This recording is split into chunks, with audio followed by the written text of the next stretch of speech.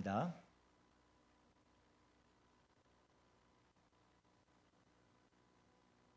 저하고 한 절씩 번갈아 가면서 읽겠습니다. 그때에 분봉왕 헤롯이 예수의 소문을 듣고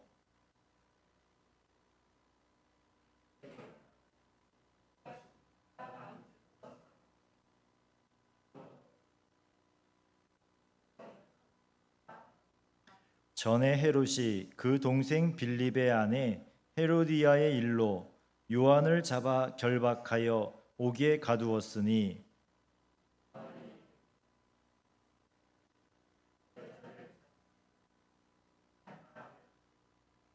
헤롯이 요한을 죽이려 하되 무리가 그를 선지자로 여김으로 그들을 두려워하더니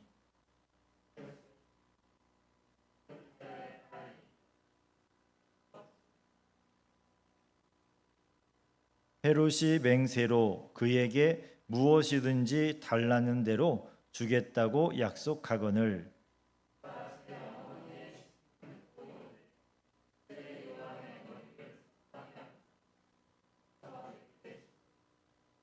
왕이 근심하나 자기가 맹세한 것과 그 함께 앉은 사람들 때문에 주라 명하고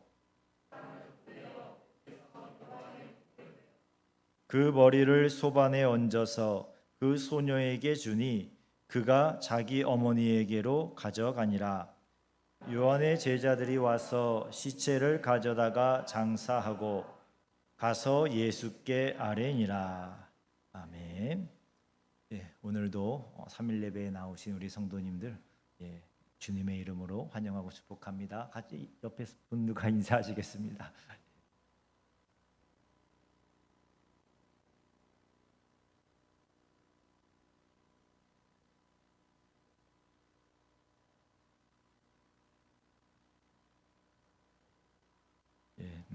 명절 지내시니라고들 또 애들 많이 쓰셨습니다.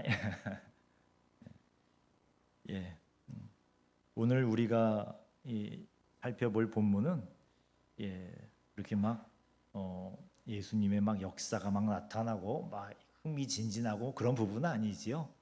세례 요한의 죽음에 대한 기록을 하고 있습니다. 세례 요한은 구약의 마지막 선지자였고 예수 그리스도를 맞이하고 백성들의 마음을 준비시킨 충성스러운 하나님의 종이었습니다. 오늘 본문은 이런 세례 요한의 죽음에 대해서 상세히 기록을 하고 있습니다. 이 세례 요한의 죽음에 대해서 알려면은 먼저 분봉왕 헤롯이라는 사람에 대해서 좀 이해를 하셔야 됩니다. 자, 예수님이 탄생하실 때 그때 이스라엘의 왕이 누구였지요? 헤롯이라는 왕이었습니다. 헤롯이라는 이름이 많이 나오죠.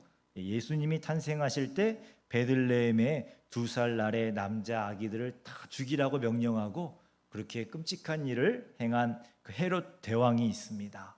그 헤롯 대왕에게 아들들이 있었는데 한 15 그렇게 아들이 많았대요. 근데 그 중에 3명에게 헤롯 대왕이 죽은 후에 그 땅을 통치하던 땅을 분할해서 3명의 분봉왕을 세웁니다. 각각 왕으로 세웠어요. 그래서 분봉왕이다라고 이야기를 하는 겁니다. 그러니까 여기 오늘 본문의 헤롯은 아들 헤롯입니다. 헤롯 가문은 원래 에돔 족속이었습니다.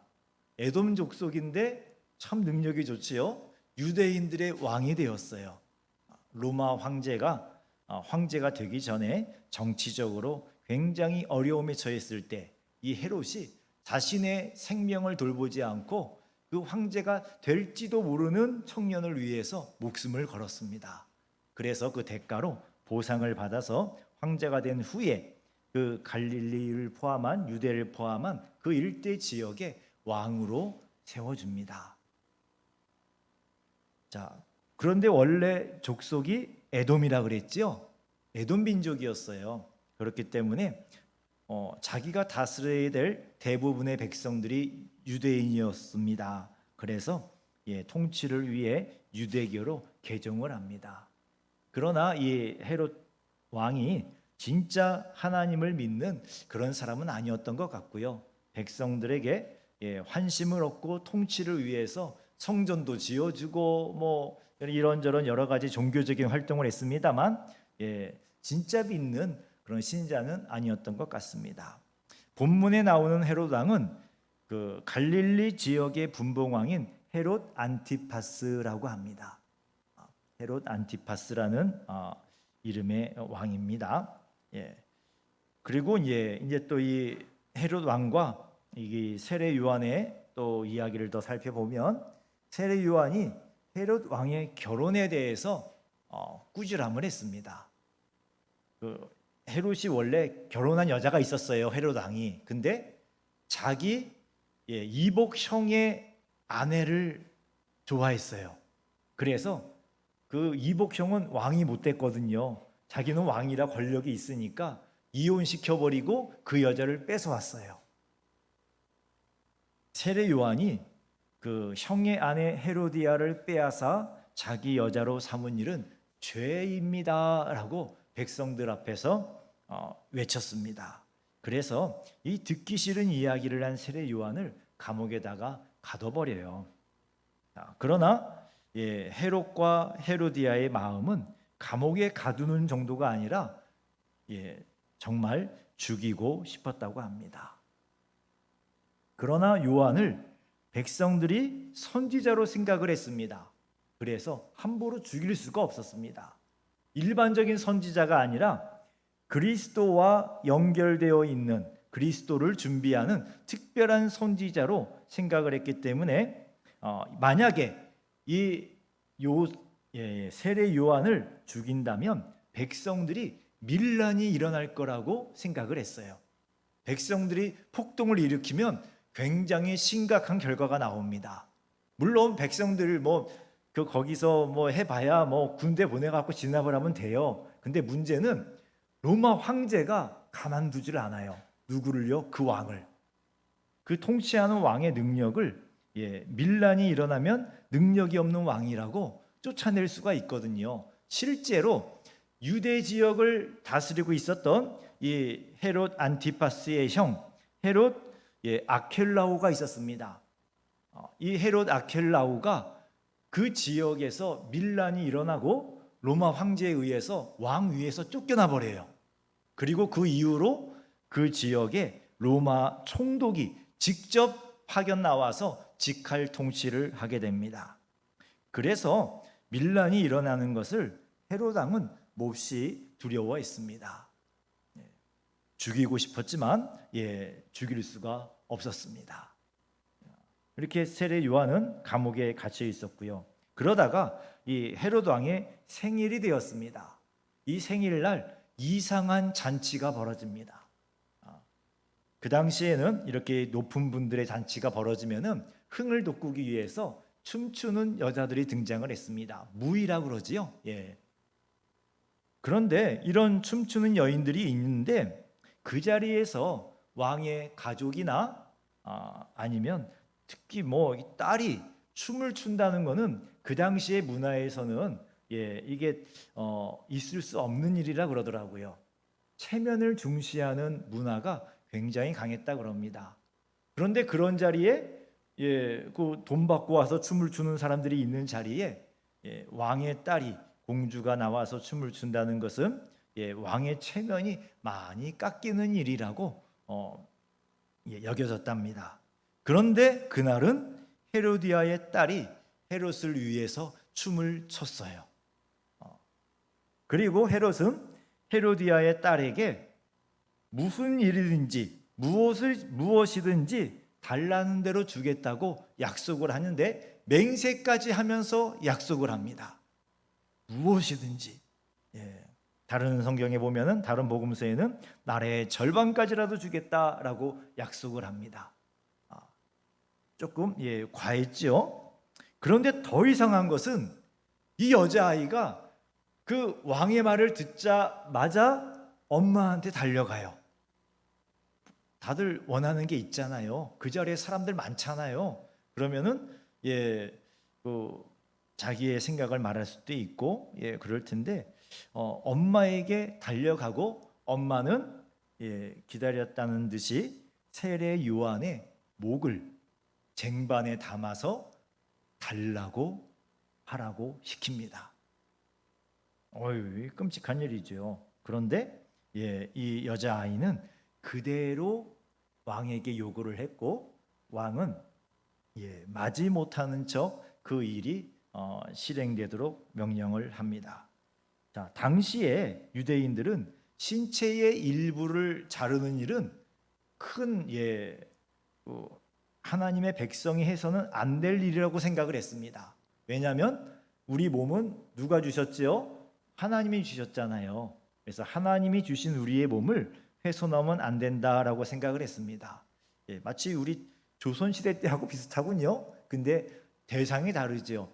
부모에게 받았기 때문이 아니라 하나님께 받은 몸이기 때문에 유대인들은 정말 생명에 위험한 경우가 아니면 자신의 몸을 절단하거나 이런 수술은 하지 않는다고 합니다.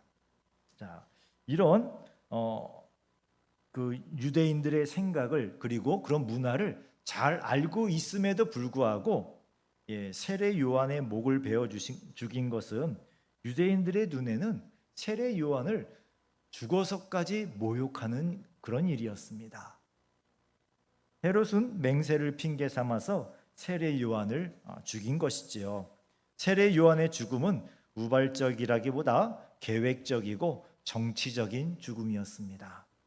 백성들에게는 세례 요한의 죽음을 헤로디아의 어린 딸 때문에 그 아빠인 헤롯이 맹세를 지켜야만 했고, 맹세를 지키지 않으면 아빠의 명예도 무너지고 왕의 명예도 무너지는 거예요. 그래서 약속대로 반드시 해야만 사람들에게 존중을 받을 수 있었습니다. 이렇게 일이 되어지도록 너무나 잘 짜여진 것처럼 보입니다. 이야기가. 자, 이런 헤롯의 이야기를 예수님이 나중에 전해 듣게 되십니다. 그리고 헤롯이 이 일이 있고 얼마 후에 예수님에 대한 소문을 듣게 됩니다. 세례 요한은 죽였어요. 자기가 원하는 대로 죽였는데 2절에 보니까 그 신하들에게 이르되 이는 세례 요한이라 그가 죽은 자 가운데서 살아났으니 그러므로 이런 능력이 그 속에서 역사하는도다라고 이야기를 합니다. 헤롯이 예수님의 소문을 들었는데요, 예수님이 행하시는 능력의 이야기를 들었어요. 우리 복음서에는 세례 요한에 대하여 기록된 중에 세례 요한이 능력을 행했다고는 기록이 없어요. 그런데 이 헤롯의 반응을 보았을 때 기록은 안 되었지만 아마도 세례 요한도 때로는 특별한 능력을 행했던 것이 아닌가라고 생각을 합니다. 또 그 당시 사람들은 제자가 스승의 물건을 가지고 있으면 스승의 능력을 그대로 이어받는다고 생각했고요. 그리고 누가 사람이 죽었는데 그 사람이 부활하면 죽기 전의 능력이 그대로 나타난다고 생각을 했습니다. 요즘 우리는 그렇게 이해하기 어렵습니다만 그 당시 사람들은 그랬어요. 그래서 이 헤롯 왕이 세례 요한의 능력이 예수님에게 나타나는 것이다 라고 생각을 했고, 분명히 저 예수란 사람은 세례 요한이 부활한 것임에 틀림없어 라고 생각을 했습니다. 그래서 두려워했던 겁니다. 사실 그 당시 예수님이 주로 활동하신 지역이 갈릴리였지요. 갈릴리를 다스리는 왕이 바로 이 헤롯 안티파스였습니다. 그래서 이 헤롯은 얼마든지 예수님을 해하려면 해할 수 있는 그런 상황이었습니다. 갈릴리 지역에서 수많은 백성들을 동원하고 또 밀란을 일으킬 수 있는 그런 능력을 가진 사람이 딱 그 당시 두 사람이 있었습니다. 세례 요한과 예수님이었지요. 정말 많은 사람들이 몰려들었거든요. 그런데 그 중에 한 사람인 세례 요한은 처리를 했습니다. 죽였어요. 이제 예수님만 남았습니다. 밀란이 일어난다면 로마 황제에게 언제든지 왕위에서 쫓겨날 수 있다는 것을 잘 알았기 때문에 예수님이 많이 두려웠을 겁니다. 이런저런 상황에서 오늘 본문 12절에 보면은 요한의 제자들이 와서 시체를 가져다가 장사하고 가서 예수께 아뢰니라라고 기록되었습니다. 세례 요한이 돌아가셨는데 예수님께 왜 가서 말씀을 드릴까요? 지금 이 세례 요한이 돌아가신 헤롯 궁전이 있는 곳과 예수님이 있었던 그 가버나움 쪽의 지역과는 한 빨리 걸으면 3일 아니면 4일 정도 걸리는 그런 먼 길이었답니다. 근데 그 길을 달려가서 예수님께 그 세례 요한의 죽음을 알려줬습니다. 왜냐하면 요한과 그 예수님의 관계를 이 제자들은 알고 있었고 헤롯 왕이 예수님을 해할 수도 있다라는 것을 잘 알고 있었기 때문에 예수님께 조심하시라고 경고의 말을 전한 것입니다.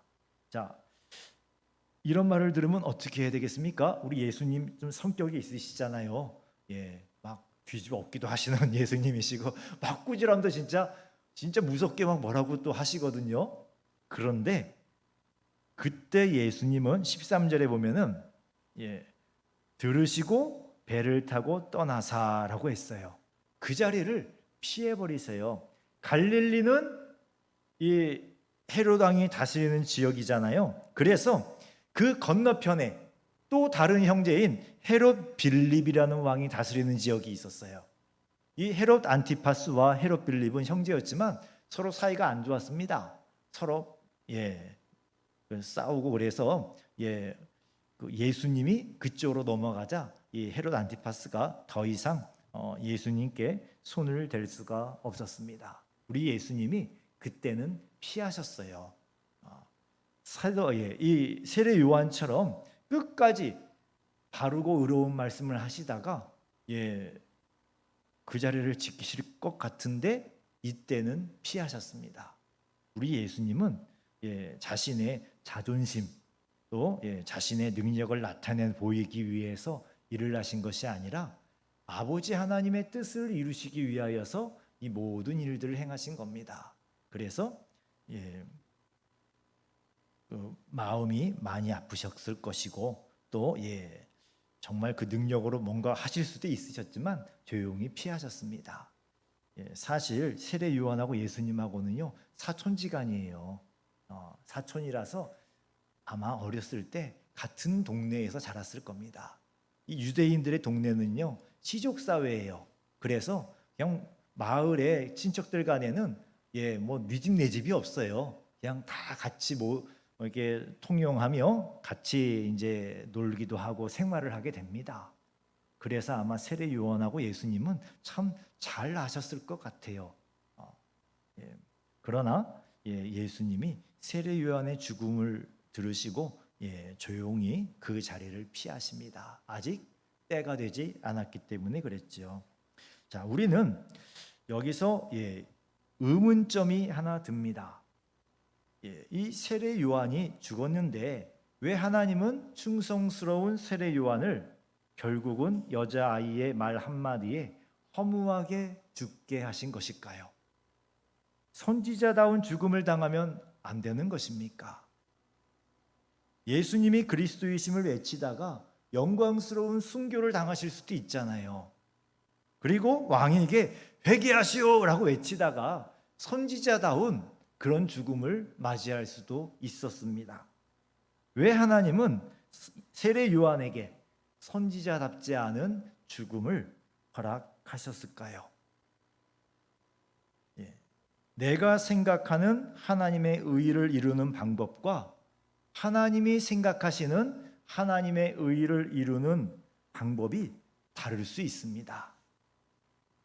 내 생각이 불의한 것은 아니지만 그때 하나님의 뜻이 이루어지는 길이 아닐 수 있습니다. 그럴 때도 있지요. 그래도 만약에 의로운 내 생각대로 나름대로 의로운 일을 행하면 결국은 하나님께 불순종의 죄를 짓게 됩니다. 내가 생각하는 의를 이루는 길이 아니지만 기도하며 주님께서 원하시는 길이 확실하면 내 뜻을 꺾고 예수님의 뜻을 따르는 것이 하나님의 의를 이루는 길입니다. 때때로 믿음이 좋은 성도일수록 예수님보다 더 의로울 수가 있습니다. 그런 의, 내 욕심으로 주장하는 의는 주님 앞에서 불순종의 죄가 됩니다. 물론 본인은 자신은 그게 욕심이라고 생각이 안 들어요. 예수님 앞에 최선이라고 생각을 합니다. 그래서 우리가 늘 겸손하게 기도를 해야 됩니다. 내 생각, 내 뜻, 내 판단, 나의 성경적인 지식과 관점에서는 이것이 옳다라고 생각되는데, 이렇게 하는 것이 맞다고 생각하는데 주님은 어떻게 생각하십니까? 주님은 우리하고 생각이 늘 같으실까요? 다를 때도 있으시지요. 그래서 우리가 겸손하게 기도를 해야 됩니다. 내가 옳은 것 같아도 주님 생각에는 다를 수 있으니까, 그래서 기도하며 주님의 뜻을 구하며 우리가 나아가야 됩니다. 이런 점에서 세례 요한이 정말 훌륭한 선지자이십니다. 자신이 원하는 사역의 결말과 죽음을 포기한 거예요.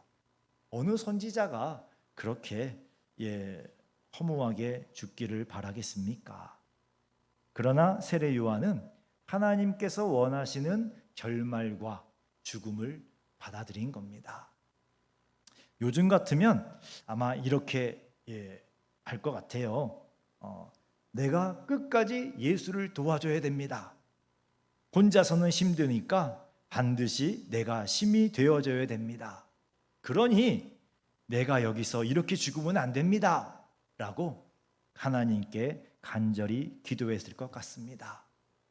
그러나 세례 요한은 풀려나려고 애쓰지 않았습니다. 하나님도 세례 요한을 풀어주려고 힘쓰지 않으셨습니다. 심지어는 유대인으로서 비참한 죽음을 방치하셨어요. 목이 잘려 죽는 죽음, 유대인들이 아무리 악한 죄인이라도요 그런 형벌 주지 않습니다.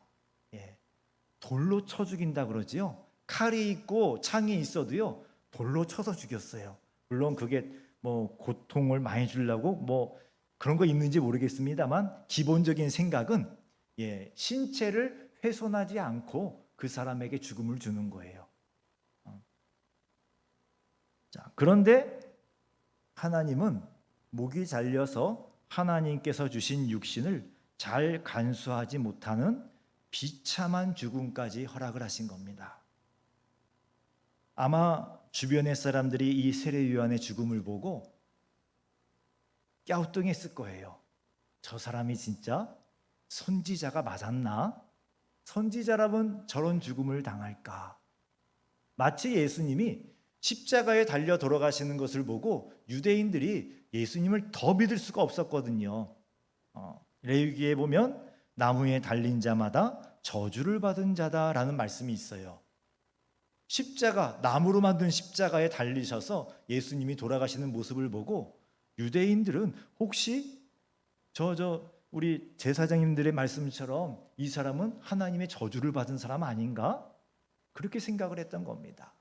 세례 요한의 죽음도 그렇게 저주받은 죽음으로 바라봤던 사람들이 분명히 있었을 것입니다.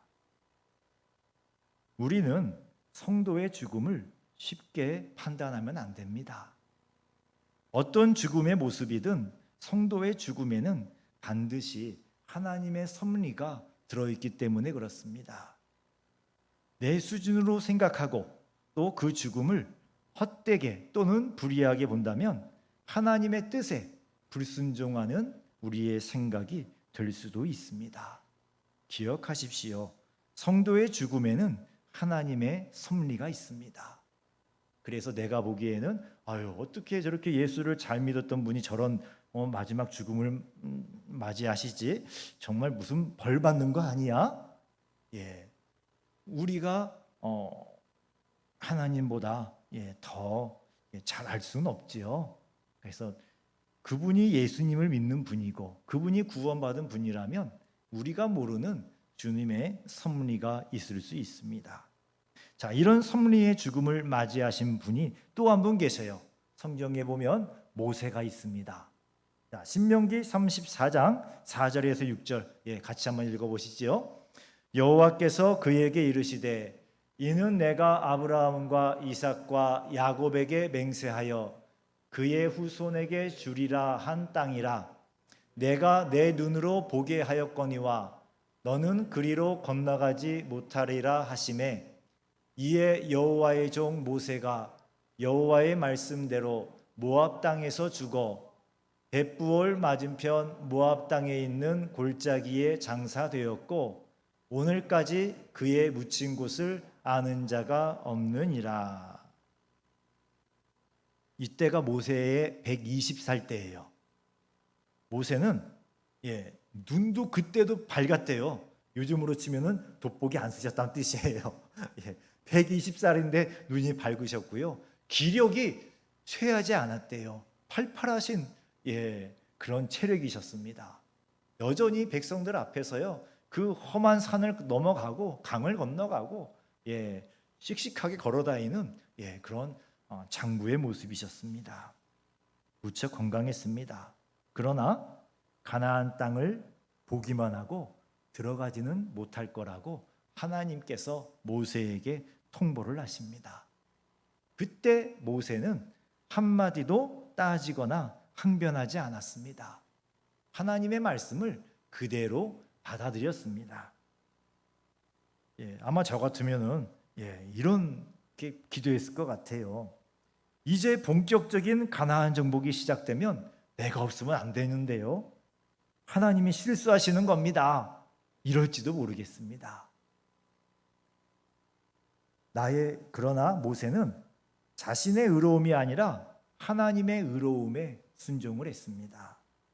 하나님은 심지어 모세의 무덤조차 남기지 않았습니다. 장사되었다고 했지만 그쯤에서 죽었다는 의미이지 어디에서 죽은지 아무도 몰랐어요. 땅에 묻혔는지 하나님이 산속에 어디다가 두셨는지 엘리야처럼 데리고 올라가셨는지 아무도 몰랐어요. 아예 시신조차 찾지를 못했습니다. 오직 하나님께서 이 땅에서 모세의 흔적을 싹 지워버리셨어요. 그리고 오직 모세를 통해 전해진 하나님의 말씀만 남게 하셨습니다. 사랑하는 성도 여러분, 하나님의 충성스러운 종이 불의한 사람처럼 죽임을 당했습니다. 세례 요한은 그리스도 예수를 증거했고 백성들과 심지어 왕의 죄까지도 회개하라고 담대하게 외쳤던 선지자였습니다. 그러나 인간적으로는 비참한 죽음을 맞이했습니다. 만약 여러분이 평생 예수님을 잘 믿었는데 마지막에 다른 사람들 보기에 은혜롭지 못하게 그런 불의한 죽음을 당한다면 어떻게 하시겠습니까? 갑자기 사고가 나서 우리가 죽는다면 그런 생각할 겨를도 없겠지요. 그런데 암만 생각해도 우리 하나님이, 우리 예수님이 평생 예수님 믿고 살아온 나에게 마지막에 이러면 안 되지라고 할 만큼 그런 일이 생기고 그 과정에 우리의 죽음이 주어진다면 마지막 순간까지 주님께 감사하며 충성스러운 믿음을 지킬 수 있겠습니까? 의인의 죽음이 의롭게 보이지 않을 때도 있습니다. 다른 사람들 보기에는 너무 비참하고 주님의 은혜를 입지 못한 사람이라고 생각되는 죽음을 맞이할 수도 있습니다. 우리 시대에 제가 살아오면서 그런 일들이 하나 생각이 납니다. 아주 좀 오래됐어요. 제가 대학생 때인데 그 온누리 교회 다니는 여학생이었어요. 여자 대학생인데 새벽 기도회를 마치고 나오다가 택시를 탔는데 집에 가려고 택시를 탔는데 그 택시 기사가 아주 악한 사람이었어요. 그래서 우스칸 데로 데려가서 성폭행을 하고 그리고 묶어놓고 결국은 죽였어요. 그 기사를 읽어보면서 그리고 다른 이제 기독교 이렇게 계통 이제 잡지나 신문들을 그런 걸 보면은 이제 그분이 신앙인이었고 얼마나 신앙생활을 정말 잘한 분이었는지 알 수가 있었습니다.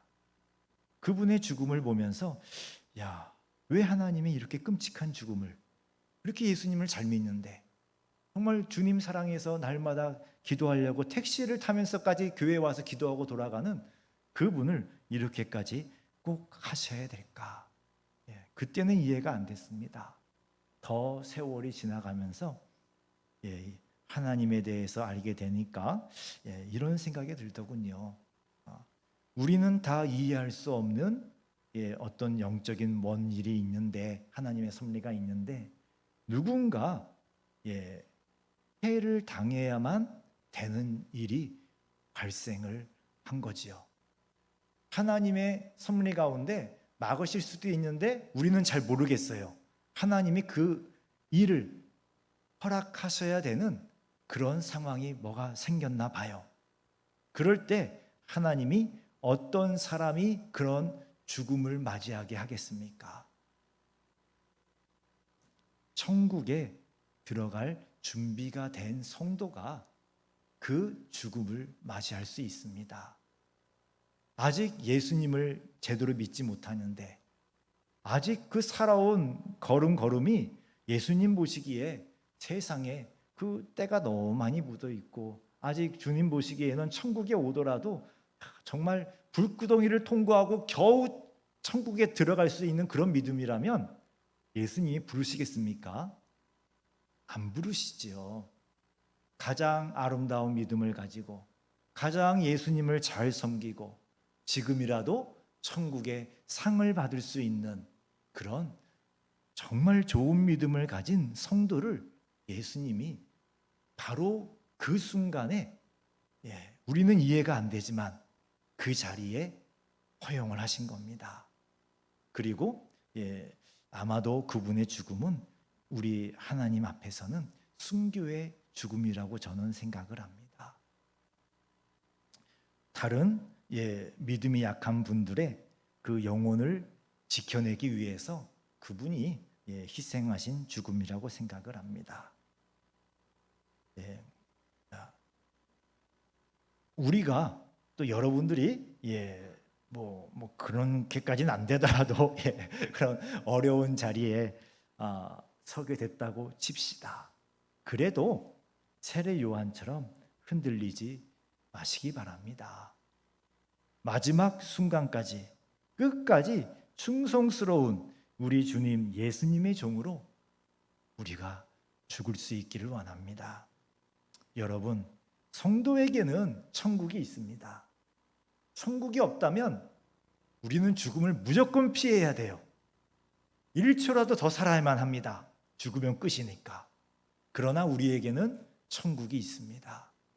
주님이 부르실 때, 그리고 주님께서 우리에게 은혜로, 주님 보시기에는 은혜로, 우리 보기에는 어땠든지 간에 우리는 다 이해가 안 되니까요. 아마 세례 요한도 다 이해가 안 되고 돌아가셨을 것 같아요. 갑작스럽게 죽임을 당하셨으니까요. 천국을 바라보며 삽시다. 천국의 상을 바라보고 살아갑시다. 그렇게 살려면 예수님만 바라보아야 됩니다. 예수님만 보고 예수님만 따라가야 천국이 보이고 천국 문에 다다를 수가 있습니다. 우리 시대는 남들 보기에 좋은 건 복이고 남들 보기에 안 좋은 거는 악하고 저주라고 생각하지만, 오늘 세례 요한의 죽음처럼 사명을 따라 살다가 사명을 따라 하나님의 섭리 가운데 인간적으로는 비참한 죽음, 마지막을 맞이할 수도 있습니다. 그러나 분명하게 성경에서는 이 세례 요한을 의인이라고 말씀하시고요. 심지어 예수님은 여자가 낳은 사람들 중에 이 세례 요한보다 더 나은 사람이 없다, 더 의로운 사람이 없다라고 인정을 하셨습니다. 사랑하는 성도 여러분, 세례 요한처럼 사명을 따라 살다가 사명을 따라 하나님의 섭리 가운데 죽음을 맞이하는 복된 여러분이 되기를 주님의 이름으로 축원합니다. 기도하겠습니다. 아버지 하나님, 세례 요한의 죽음이 의인의 죽음인 줄 믿습니다. 우리가 참 평안하고 복된 삶을 살다가 평안하고 복되게 죽기를 바랍니다. 그렇지만 또 하나님의 섭리가 있어서 갑작스럽게 우리가 참 끔찍한 죽음을 맞이할지도 모르겠습니다. 세례 요한처럼 그 마지막 순간까지 예수님을 바라보는 믿음이 있기를 원합니다. 천국의 상을 바라보면서 끝까지 마음에 뒤돌아서는 것이나 의심하는 것이나 원망하는 것이 없이 오직 하늘의 하나님, 우리 구주 예수 그리스도를 바라보면서 천국의 상을 또한 바라보면서 우리의 믿음을 끝까지 지킬 수 있도록 주여 우리에게 믿음을 내려 주옵소서. 예수 그리스도 이름으로 기도했습니다. 아멘. 우리 함께 나는 순례자 함께 찬양하겠습니다.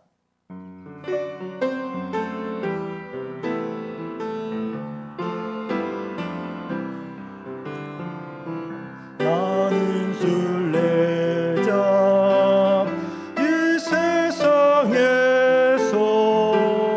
언젠가 집에 돌아가리.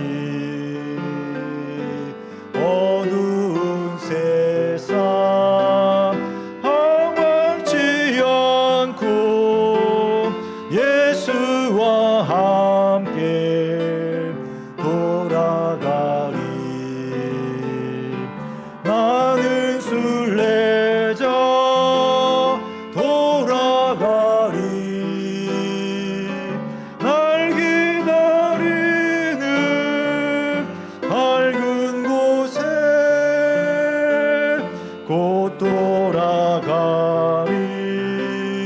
기쁨의 나라 예수와 함께 길이 살리. 나는 순례자 방황하지만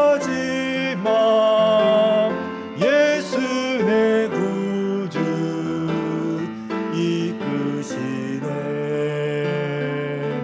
영광의 나팔 소리 들릴 때 천사 날 위해 찾아오리. 나는 순례자 돌아가리. 날 기다리는 밝은 곳에